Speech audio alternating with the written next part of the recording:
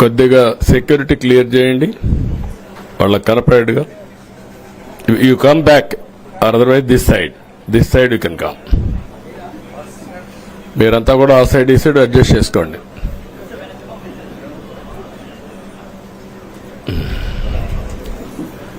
ఏంటి బాగున్నారంతా? మీకు ఫ్రీడమ్ వచ్చింది, ముందు స్వాతంత్రం మీకు వచ్చింది, మాకు కాదు. మీ తర్వాత ప్రజలకి. Okay, good. మళ్ళీ ఢిల్లీకి వెళ్తున్నా ఈరోజు. వెళ్లే మునుపు మీ అందరితో మరీ మాట్లాడకుండా పోతే ప్రజలతో మాట్లాడలేం కదా. మీతో మాట్లాడితే ప్రజలతో మాట్లాడినట్టు. ఎలక్షన్ అవుతారని నిన్నంత బిజీగా ఉన్నాం కాబట్టి ఒక 2 నిమిషాలు మీకు చెప్పి తద్వారా ప్రజలకు చెప్పేద్దామన్న ఉద్దేశంతో ఈ కార్యక్రమానికి శ్రీకారం చుట్టాను. ముందు మీడియాకి, అదే మరి రాష్ట్ర ప్రజలందరికీ ధన్యవాదాలు. శిరస్సు వంచి నమస్కారాలు తెలియజేస్తున్నా. ఎందుకంటే నా సుదీర్ఘమైన రాజకీయ యాత్రలో ఈ 5 సంవత్సరాలు చూసిన ప్రభుత్వాన్ని నేను ఎప్పుడూ చూడలేదు. ఒక రంగం అని కాదు, ఒక వ్యవస్థని కాదు, ప్రజాస్వామ్య వ్యవస్థలన్నీ ఏ విధంగా ఇబ్బంది పడ్డాయో, ఏ విధంగా నిర్వీర్యం చేశారో మనం అన్ని చూశాం. అయితే మా ధ్యేయం ఒకటే, ప్రజలు గెలవాలి, రాష్ట్రం నిలబడాలి. దీనికోసం ఎన్ని త్యాగాలైనా సరే చేసి మళ్లీ భావి తరాల భవిష్యత్తు కోసం ముందుకు పోవాలని చెప్పి వెళ్ళాం. నేను చాలా ఎన్నికలు చూశాం. 10వ ఎన్నిక నిన్న. అంటే ఇన్ని ఎన్నికలు చూసినా, అంటే ఎన్నికలు చూడడమే కాకుండా ఈ ఎన్నికలన్నీ at the helm of affairs ఉండి ఎప్పటికప్పుడు సమీక్షలు కానీ ఇవన్నీ నిర్వహించడం కూడా చేశాం. రాజకీయాల్లో ఒడికిదుడుకులు సాధారణంగా ఉంటాయి. ఎవరు శాశ్వతం కాదు. దేశం శాశ్వతం, ప్రజాస్వామ్యం శాశ్వతం, రాజకీయ పార్టీలు శాశ్వతం, అధికారం అశాశ్వతం. రాజకీయ పార్టీలు కూడా సక్రమంగా ఉంటే మళ్లీ ప్రజలు ఆదరిస్తారు. లేకపోతే రాజకీయ పార్టీలు కూడా చాలా పార్టీలు కనుమరుగైపోయినాయి. వ్యక్తులు కనుమరుగైపోయారు, రాజకీయ పార్టీలు కనుమరుగైపోతాయి. కానీ ఇంత హిస్టారికల్ ఎలక్షన్ నేను ఎప్పుడు చూడలా. నా జీవితంలో చాలా ఎలక్షన్స్ ఫేస్ చేసాం, కానీ వేవ్ కనపడేది, వ్యతిరేకత కనపడేది. కానీ ఈ ఎలక్షన్లో ఎక్కడో అమెరికాలో ఉండే వ్యక్తి ఒక 5 లక్షలు 10 లక్షలు ఖర్చు పెట్టుకొని నేను రావాలి, ఓటేయాలి, రాష్ట్రం నిలబడాలి, ప్రజలు గెలవాలి అనే ఆవేదనతో వచ్చారు. ఎక్కడో పక్క రాష్ట్రాల్లో ఎక్కడో కడుపు నిండడం కోసం కూలి పనులకైనటువంటి వ్యక్తులు, పాచి పనులు చేసుకునే వ్యక్తులు సొంత డబ్బులు పెట్టుకొని నేరుగా ఇక్కడ రైల్వే స్టేషన్లో చూస్తే, బస్ స్టాండ్లో చూస్తే భోజనం కూడా ప్యాక్ చేసుకొని తీసుకొచ్చి ఇక్కడ భోంచేసి ఓటేసే పరిస్థితికి వచ్చారు. ఈ కమిట్మెంట్ని ఏ విధంగా వర్ణించాలో నాకైతే అర్థం కాదు. ఏ విధంగా వాళ్ళని అభినందించాలో కూడా అర్థం కాని పరిస్థితి. అనేక ఎన్నికల్లో అనేక అనుభూతులు చూశాం. కానీ మేము అన్ని ఎన్నికల కంటే ఇది ఒక తెలుగుదేశం పార్టీ చరిత్రలో, ఆంధ్రప్రదేశ్ రాష్ట్ర ప్రజల చరిత్రలో సువర్ణాక్షరాలతో లిఖించదగ్గ ఎన్నిక. ఇది ఒక హిస్టారికల్ ఎన్నిక. ఆగస్టు క్రైసిస్ తర్వాత, ఎన్టీ రామారావు గారు పార్టీ పెట్టిన తర్వాత 83లో మేము గెలిచాం. అప్పుడు 200 సీట్లు వచ్చాయి. కొత్తగా పార్టీ పెడతానే ఎన్నికలకు వెళ్లి 9 నెలలు అధికారంలోకి వస్తే 200 సీట్లు వచ్చాయి. 94లో మీరు ఒక్కసారి చూస్తే ప్రజా వ్యతిరేకం వల్ల 3 ముఖ్యమంత్రులు మారడం వల్ల ఆ రోజు మీరు ఎన్నికలు చూస్తే దగ్గర అపోజిషన్ పార్టీకి రిక్వైర్డ్ నెంబర్ అంటే అపోజిషన్ లీడర్గా వచ్చే స్టేటస్ రాకుండా వచ్చాయి.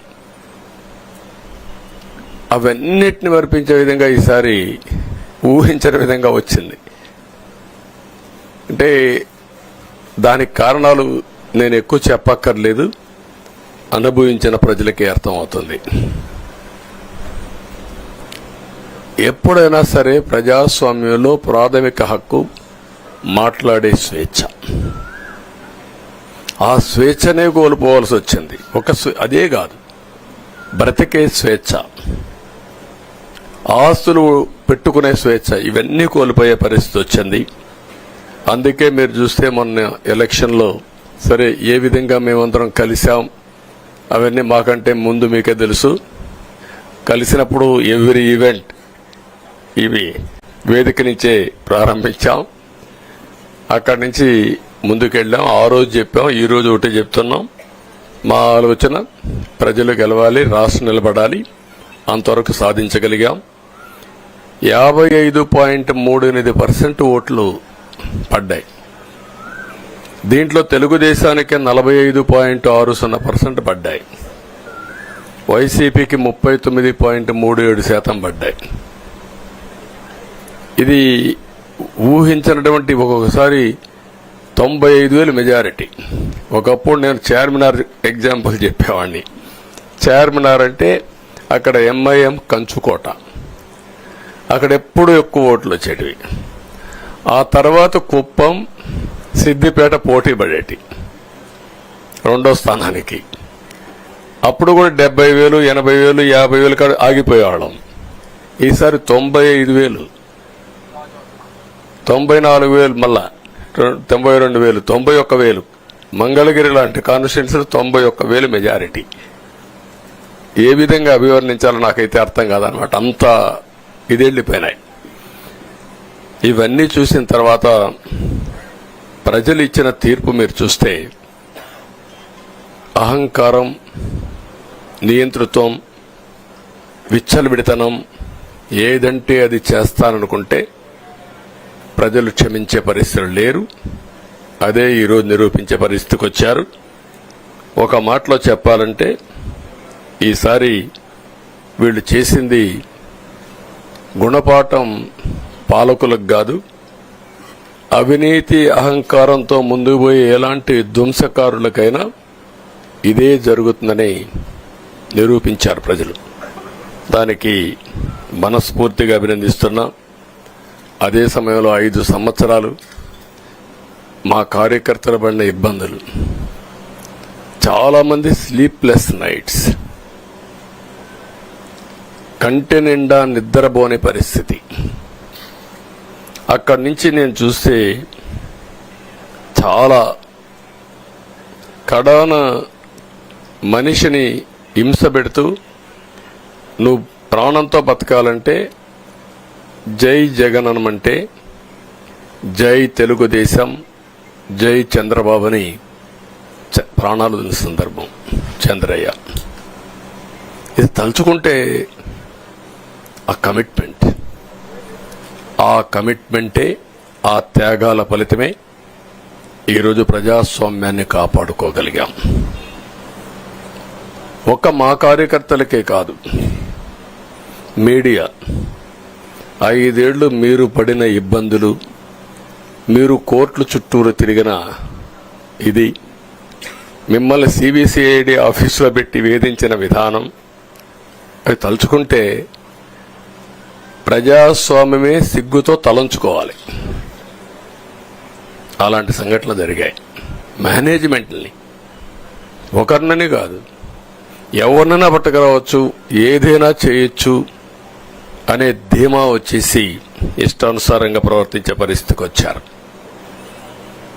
అదే సమయంలో ప్రజల మీద, మా పార్టీ మీద సరే, ఈవెన్ జనసేన, పవన్ కళ్యాణ్, ఆయనకు కూడా స్వేచ్ఛ లేదు. ఎక్కడైనా సరే విశాఖపట్నానికి వెళితే ఉన్న పళంగా విశాఖపట్నం నుంచి వెకేట్ చేయాలని తిరిగి, అంటే నగర బహిష్కరణ, ఒక నాయకుడిని నగర బహిష్కరణ చేస్తే కారణం చెప్పకుండా ఇంకా వేరే వాళ్ళ కథ ఏముంటుందో మనం ఆలోచించుకోవాల్సిన అవసరం ఉంది. కేసులు పెడితే ఎందుకు పెట్టావు కేసు అని అడిగితే దానికి సమాధానం చెప్పకుండా ముందు నిన్ను అరెస్ట్ చేస్తున్నాం, తర్వాత కేసు డీటెయిల్స్ ఇస్తా ఉంటారు. ఇలాంటి చాలా జరిగాయి. ఇవన్నిటికీ పరిష్కారం కోసం ఈరోజు మనం చూసిన తర్వాత ఇది మాకేదో అధికారం అని మేము అనుకోవడం లేదు, ఒక బాధ్యత. మేము పాలకులమే కాదు సేవకులం అని చెప్పే నినాదానికి శ్రీకారం చుట్టారు. ఇవన్నీ గుర్తుపెట్టుకొని పనిచేస్తాం. నేను చాలా స్పష్టంగా సూపర్ 6 ఇచ్చాం. అదే మాదిరిగా ప్రజాగళం ఎన్నికల మేనిఫెస్టో ఇచ్చాం. ఇవన్నీ కూడా ప్రజల్లోకి బాగా వెళ్ళాయి. ఒక హోప్ క్రియేట్ అయింది. ఇవన్నిటి ఫలితాలే నిన్నొచ్చాయి. అదే మాదిరిగా మేము ఇక్కడ మీరు చూస్తే ఒక పక్క తెలుగుదేశం పార్టీ మొట్టమొదటిసారిగా పవన్ కళ్యాణ్ గారు ప్రభుత్వ వ్యతిరేక ఓటు చేరడానికి వీలు లేదు, ఈ రాష్ట్రంలో మళ్ళా ప్రజాస్వామ్యాన్ని గాని ఈ రాష్ట్రాన్ని కాపాడుకోవాల్సిన బాధ్యత ఉందని చెప్పి ముందుకొచ్చి ఈ యొక్క కూటమికి బీజం వేశారు. వారిని మనస్ఫూర్తిగా అభినందిస్తున్నాం. ఆ తర్వాత బీజేపీ కూడా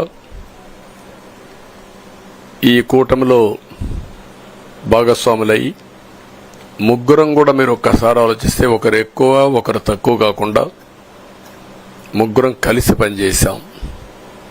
బేషిజాలు ఎక్కడా లేకుండా మేము ఏదైతే చెప్పామో ప్రజలు గెలవాలి, రాష్ట్రం నిలబడాలి, దీనికోసం పై స్థాయి నుంచి ఢిల్లీ నుంచి వచ్చినటువంటి బీజేపీ నాయకులు గాని, ప్రధానమంత్రి అమిత్ షా గారు గాని, ఇక్కడుండే పవన్ కళ్యాణ్ గాని, తెలుగుదేశం పార్టీ కేంద్ర నాయకత్వం నుంచి కింది వరకు అందరం కూడా ఒక ట్రూ స్పిరిట్ తో పనిచేశాం.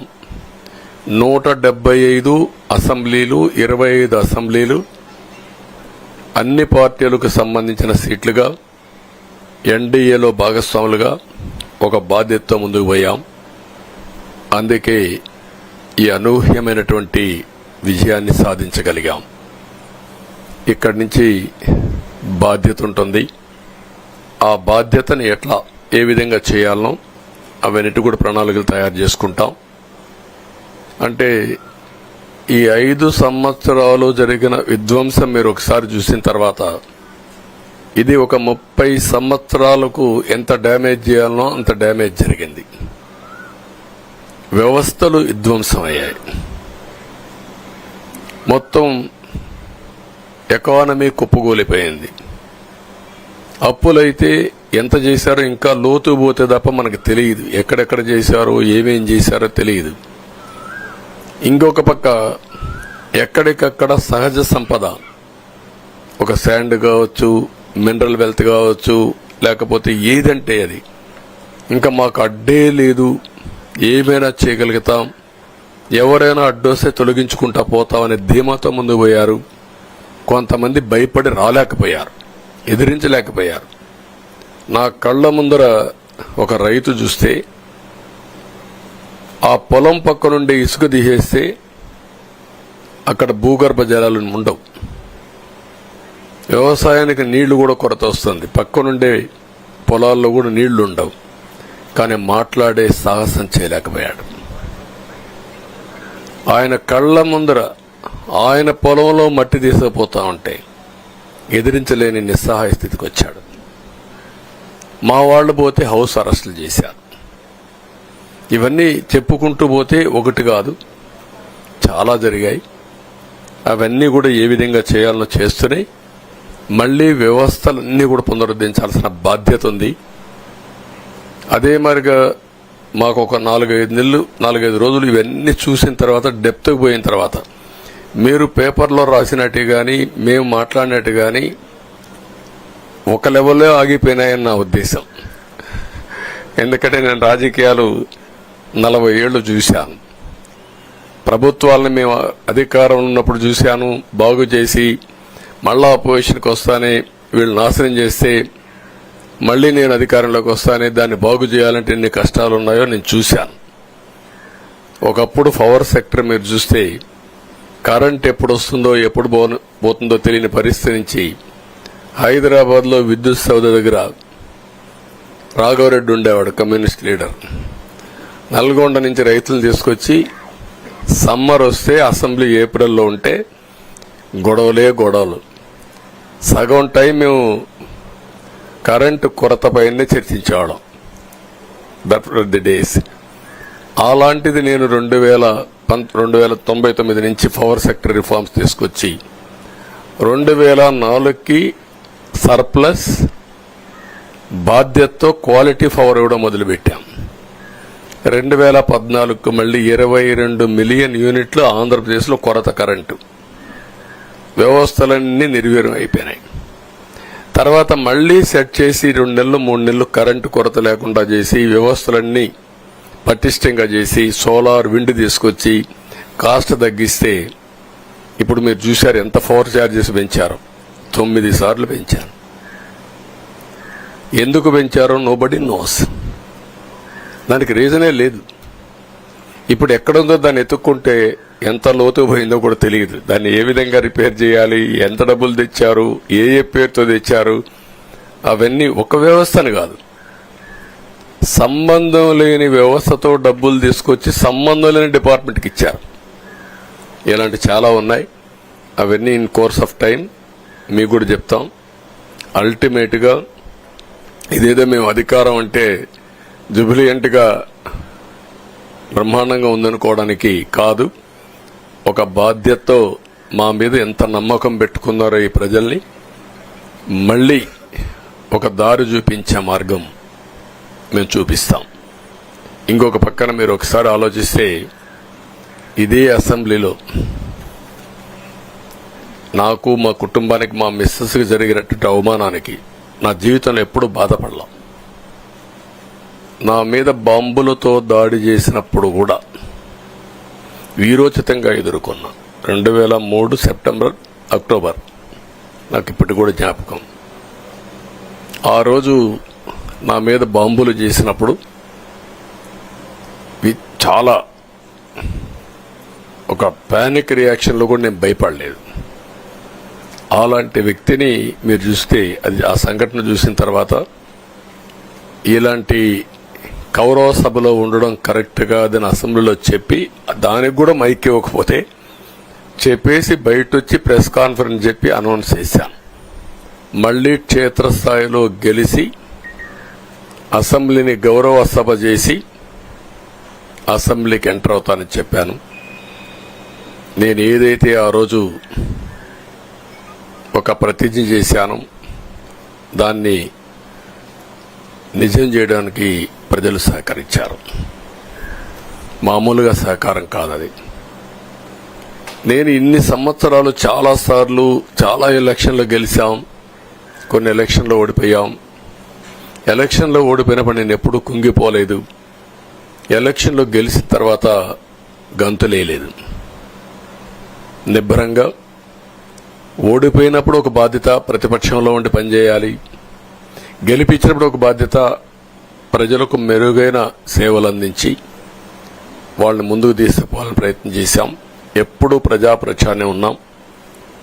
అలాంటిది జరిగిన తర్వాత ఈరోజు మళ్ళీ ఇదే అసెంబ్లీకి నేను ఏదైతే చెప్పానో అది చేసి వెళ్ళడం అనేది ఒక తృప్తి, ఒక గౌరవం. ఆ గౌరవాన్ని నిలబెట్టిన ప్రజలను కూడా మనస్ఫూర్తిగా అభినందిస్తూ మీ రుణం తీర్చుకుంటాం. ఏ విధంగా పనిచేయాలో పనిచేస్తాం. మీ ఎక్స్పెక్టేషన్స్ ప్రకారం పనిచేసి అయితే ఎప్పటికప్పుడు మీరందరూ కూడా మేము ఓటేసాం, మా పని అయిపోయింది, ఇంకా మీరు చూసుకోండి కాకుండా ఎప్పటికప్పుడు మమ్మల్ని నడిపించే బాధ్యత, మాకు సహకరించే బాధ్యత, మళ్లీ రాష్ట్రంలో ఉండే ప్రజలందరం బాగుపడాలంటే ఏం చేయాలో మేము చేసినప్పుడు ఎప్పటికప్పుడు ఫీడ్బ్యాక్ ఇచ్చి నడిపించే బాధ్యత తీసుకోవాల్సిందిగా వారిని కోరుతున్నా. పవన్ కళ్యాణ్ గారిని మనస్ఫూర్తిగా అభినందిస్తున్నా. అదే మరి బీజేపీ అగ్రనాయకత్వాన్ని నరేంద్ర మోడీ గారిని, అమిత్ షా గారిని, ఇక్కడికి వచ్చిన అబ్జర్వర్స్ని, ఇక్కడుండే పార్టీ అధ్యక్షురాలైనటువంటి పురంధేశ్వరి గారిని మనస్ఫూర్తిగా అభినందిస్తున్నా. వీళ్ళందరూ కూడా ఏదైతే ఒక స్ఫూర్తిని తీసుకున్నామో ఆ స్ఫూర్తితో టోటల్గా ప్రతి ఒక్క కార్యకర్త సిన్సియర్గా పనిచేయడానికి, ఏ అభ్యర్థి ఉన్నా తమ అభ్యర్థిగా పాటించి బ్రహ్మాండంగా పనిచేశారు. వాళ్ళందరినీ అభినందిస్తున్నా. ఈరోజు మా విజయం మూడు పార్టీల కార్యకర్తల సమిష్టి కృషి. వారందరినీ అభినందిస్తూ ఈరోజు ఢిల్లీకి పోయి వచ్చిన తర్వాత ఒకసారి మళ్ళీ ఇవన్నీ ఎప్పటికప్పుడు సమీక్ష చేసుకుంటూ ముందుకు పోతా అని చెప్పి తెలియజేసుకుంటూ మరొక్కసారి మీ అందరికీ అభినందనలు, ధన్యవాదాలు. థ్యాంక్ యూ అనండి.